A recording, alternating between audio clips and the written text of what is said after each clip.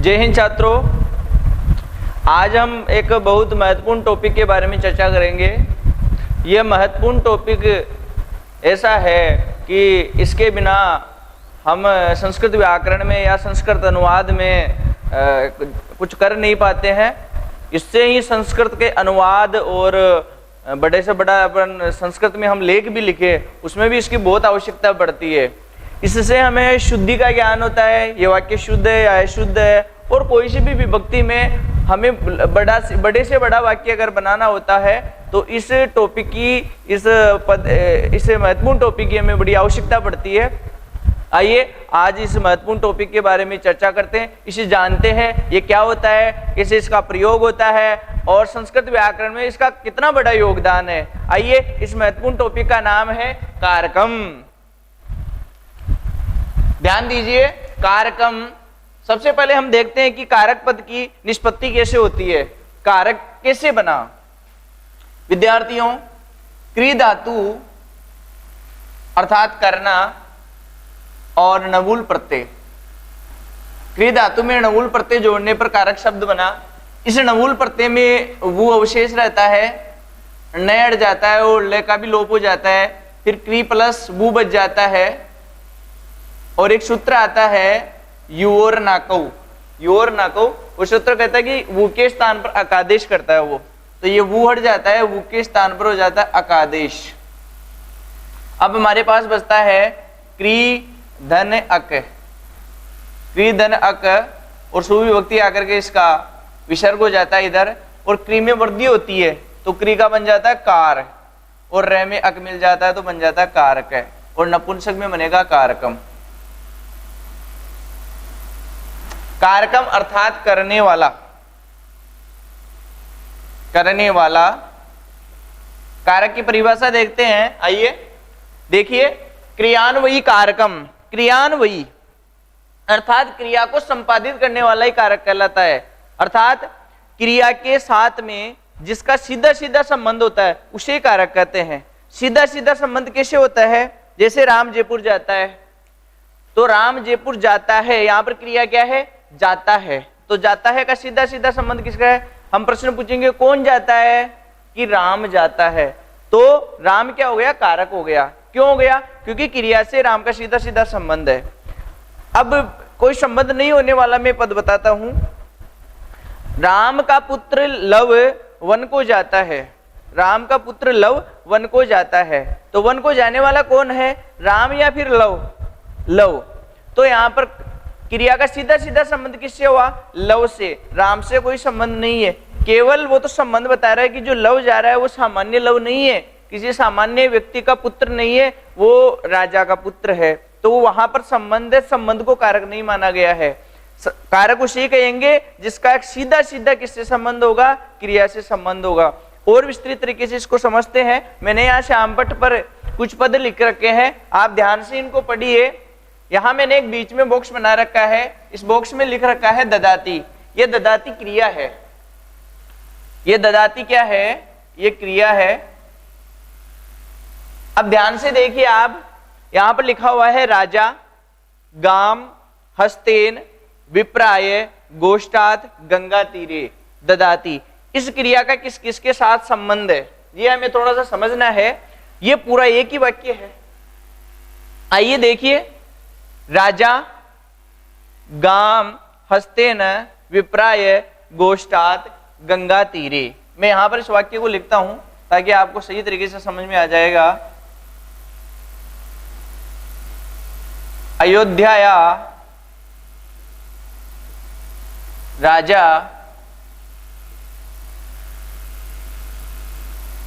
स्वहस्तेन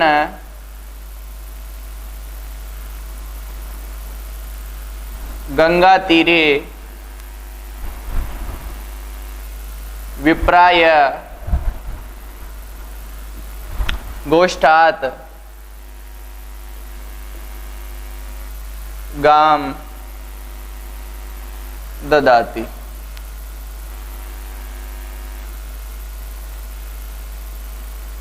ध्यान से देखिए वाक्य को। अयोध्या का राजा अपने हाथ से गंगा नदी के तट पर ब्राह्मण के लिए गौशाला से गाय देता है। पुनः देखिए वाक्य को, अयोध्या का राजा अपने हाथों से गंगा नदी के तट पर ब्राह्मण के लिए हाथ से गाय देता है। अब यहाँ पर देने वाला कौन है? सबसे पहले आप पहचानिए पूरे वाक्य में क्रियापद क्या है, और क्रियापद देना, देता है। तो क्रिया क्या हुई? ददाती। ददाती को हम क्रिया मानेंगे। कौन दे रहा है? राजा। देने वाला कौन है? राजा। तो देखो कर्ता, कर्ता कौन हो गया? राजा। ये हो गया कर्ता। क्या दे रहा है राजा? गाय दे रहा है। तो कर्म क्या हो गया उसका? गाय। गाय को देना तो कर्म हो गया गाय। किससे दे रहा है? किससे दे रहा है? साधन क्या है देने का? हाथ। हाथ से रस्सी पकड़ा रहा है ब्राह्मण के हाथ में, ये ले गाय ले, ये ले जा। तो साधन क्या हो गया? करण क्या हो गया? करण है। करण अर्थात साधन, हाथ हो गया। किसके लिए दे रहा है? ब्राह्मण के लिए। तो ब्राह्मण क्या हो गया? संप्रदान। लेने वाले को संप्रदान कहते हैं। और संप्रदान में चतुर्थी विभक्ति होती है, वो आगे का विषय है। पहले एक बार हम समझ लेते हैं कि कारक यहां किससे हुआ।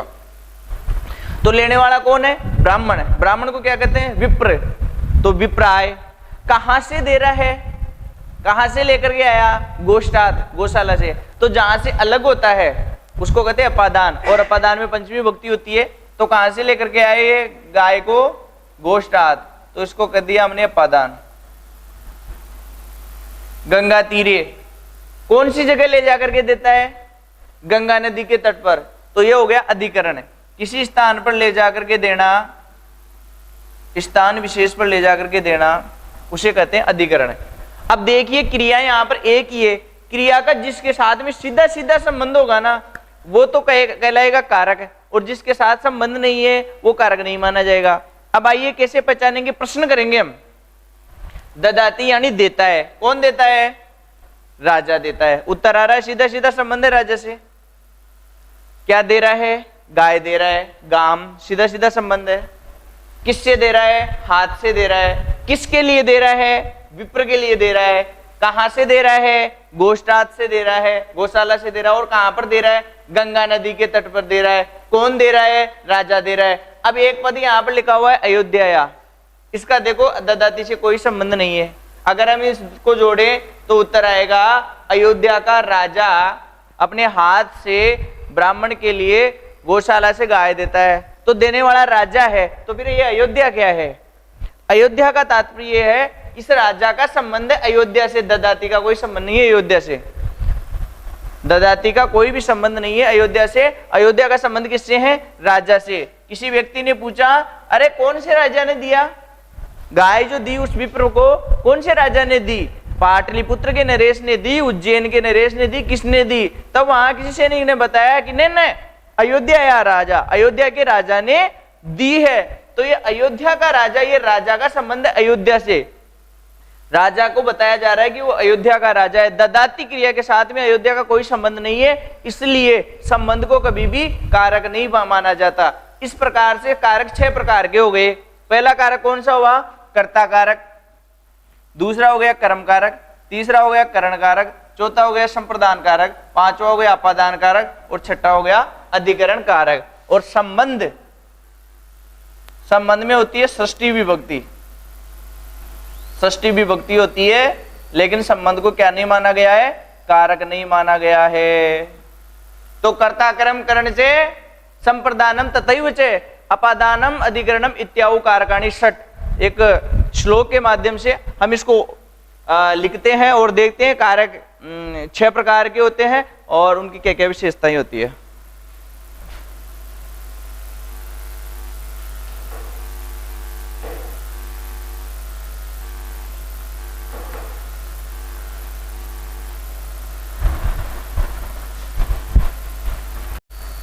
आइए एक श्लोक है जो बताता है कि कारक 6 होते हैं। श्लोक हम देखते हैं, समझते हैं। कर्ता कर्म करणम च, कर्ता कर्म करणम च संप्रदानम तथैव च, कर्ता कर्म करणम च संप्रदानम तथैव च अपादान अपादान अधिकरणम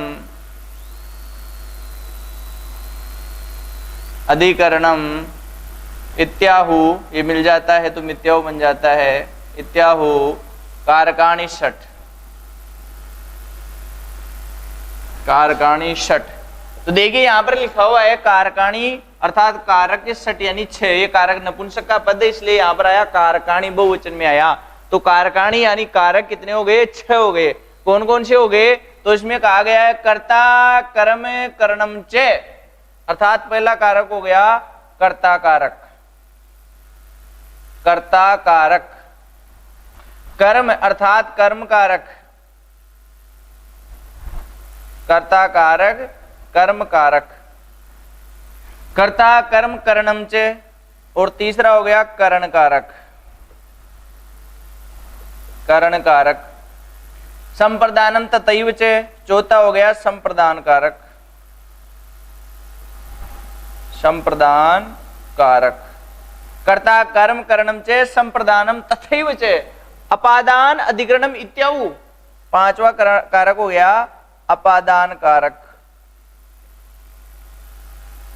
अपादान कारक और अधिकरणम इत्याहु अर्थात छठा कारक हो गया अधिकरण कारक। ये हो गए कितने? कारकाणि षट, इसलिए इसे कहा गया है कारकाणि कति षट। तो प्रश्न पूछा जाता है कि कारक कितने होते हैं? कारक कितने होते हैं? तो कारक तो हो गए 6, विभक्ति कितनी होती है? विभक्ति होती है 7। विभक्ति एक ज्यादा होती है कारक से, कौन सी? षष्ठी विभक्ति। और षष्ठी विभक्ति कहां होती है? संबंध में, और संबंध को कारक नहीं माना जाता। क्यों नहीं माना जाता? अभी मैंने आपको बताया था संबंध को कारक क्यों नहीं माना जाता, क्योंकि क्रिया का सीधा सीधा उससे संबंध नहीं होता है। कारक उसे कहेंगे जिसका क्रिया के साथ साक्षात संबंध होगा, क्रियान्वयी कारकम, क्रिया से जिसका सीधा सीधा संबंध होगा उसी को हम कारक कहेंगे।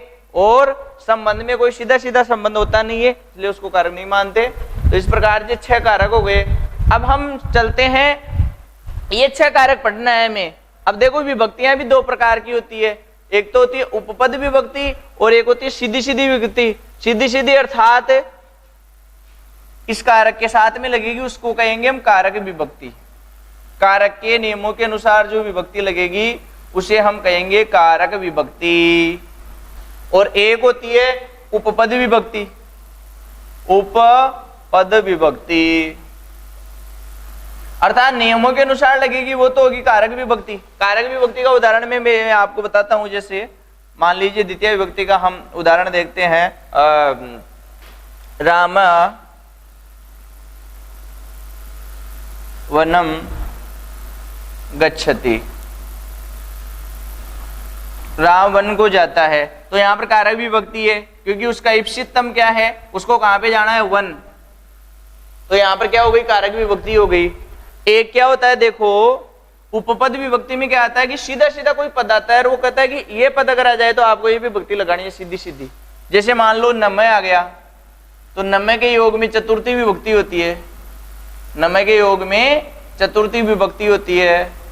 तो यहाँ पर ये कौन सी विभक्ति मानी जाएगी? ये उपपद विभक्ति मानी जाएगी। उपपद विभक्ति में एक पद दे दिया जाता है कि ये पद है, ये पद अगर आपको दिख जाए तो आपको ये विभक्ति लगानी है। ये तो होती है उपपद विभक्ति। और एक नियम होता है कि इस प्रकार का भाव निकले, जैसे पेड़ से पत्ता गिरता है, वृक्षात् पत्रम पतति, तो नियम बताता है कि अगर निश्चित स्थान से कोई गिर रहा है तो जो स्थिर रहेगा उसमें हमें क्या करना है? उसको अपादान मानेंगे, उसमें पंचमी विभक्ति करेंगे। तो जैसे पेड़ से पत्ता गिर रहा है तो पेड़ तो गिरा नहीं, पेड़ अपनी जगह स्थिर है, केवल पत्ता गिर रहा है। तो जो स्थिर होता है उसको ध्रुव बोलते हैं। ध्रुव यानी निश्चित स्थान पर जो स्थिर है, उस ध्रुव वाले पद को अपादान मानेंगे और उसमें पंचमी विभक्ति करेंगे। तो अपादान कौन हो गया? पेड़ हो गया। पेड़ से पत्ता गिरा, पत्ता अलग हो गया, पेड़ अपने स्थान पर स्थिर है, इसलिए उसको क्या मानेंगे? हम अपादान मानेंगे। तो इस प्रकार के जिन नियमों से जिन वाक्यों की रचना होती है उसको तो हम कहेंगे कारक विभक्ति, और डायरेक्ट कोई शब्द आ जाता है जिसने कह दिया कि उब के योग में ये होगा, सर्वतः के योग में होगा, धिक के योग में ये होगा,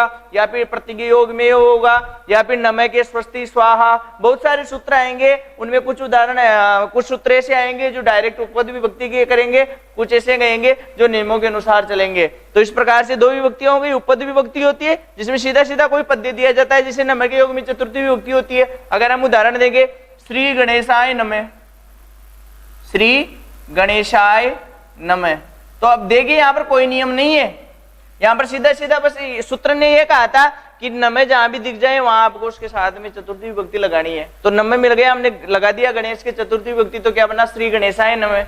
ऐसे ही श्री हनुमते नमः, श्री हनुमते नमः। अब नमः आ गया तो हनुमत शब्द में हमने चतुर्थी विभक्ति लगा दी तो बन गया हनुमते नमः। ऐसे स्वस्ति आ गया, स्वाहा आ गया, स्वाहा अगर आ जाए तो उसमें साथ में जो पद आएगा उसमें चतुर्थी विभक्ति लगाना है, तो बन जाएगा अग्नेय स्वाहा, अर्थात अग्नि के लिए स्वाहा स्वदाहा। तो जो निश्चित पद आएंगे उनके योग में जो विभक्ति होगी वो उपपद विभक्ति कहलाएगी, और जो कारक के नियमानुसार चलेगी वो कारक विभक्ति होगी। आइए अब हम प्रथमा और कर्ता कारक के हिसाब से आगे चलते हैं। एक बार आप ध्यान दीजिए, देखो कर्ता कारक में होती है प्रथमा विभक्ति, कर्ता कारक में प्रथमा विभक्ति होती है, कर्म कारक में द्वितीय विभक्ति होती है, करण कारक में तृतीय विभक्ति होती है, क्रम से ही आ जाइए, संप्रदान कारक में चतुर्थी होती है, अपादान कारक में पंचमी विभक्ति होती है, और अधिकरण कारक में होती है सप्तमी विभक्ति। अब देखिए एक विभक्ति बच गई, प्रथमा आ गई, द्वितीय आ गई, तृतीय आ गई, चतुर्थी, पंचमी, सप्तमी, षष्ठी विभक्ति बच गई। षष्ठी विभक्ति कहां पे होती है, षष्ठी विभक्ति होती है संबंध में। संबंध में कौन सी विभक्ति होती है, षष्ठी विभक्ति, लेकिन संबंध को कारक नहीं माना गया। केवल आपको ये ध्यान रखना है कि संबंध में विभक्ति तो होगी, वाक्य भी आएंगे बहुत सारे, राम का पिता, षष्ठी विभक्ति लगानी पड़ेगी, लेकिन उसको कारक नहीं माना जाएगा, उसको कारक नहीं माना जाएगा।